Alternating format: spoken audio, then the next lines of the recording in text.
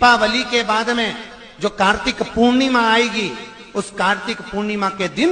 जो किसी जलाशय के पास में जाकर, नदी, तालाब, कुंड, कुआं, किसी जलाशय के पास में जाकर अगर एक दिया लगा देंगे तो उसको तीनों दिन का पुण्य फल 1000 गुना होकर प्राप्त हो जाएगा। दीपावली के बाद में जो कार्तिक पूर्णिमा आएगी, उस कार्तिक पूर्णिमा के दिन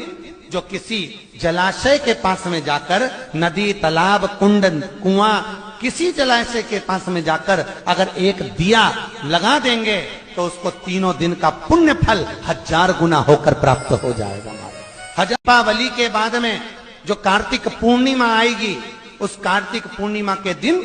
जो किसी जलाशय के पास में जाकर, नदी, तालाब, कुंड, कुआं, किसी जलाशय के पास में जाकर अगर एक दिया लगा देंगे तो उसको तीनों दिन का पुण्य फल 1000 गुना होकर प्राप्त हो जाएगा। दीपावली के बाद में जो कार्तिक पूर्णिमा आएगी, उस कार्तिक पूर्णिमा के दिन जो किसी जलाशय के पास में जाकर, नदी, तालाब, कुंड, कुआं, किसी जलाशय के पास में जाकर अगर एक दिया लगा देंगे तो उसको तीनों दिन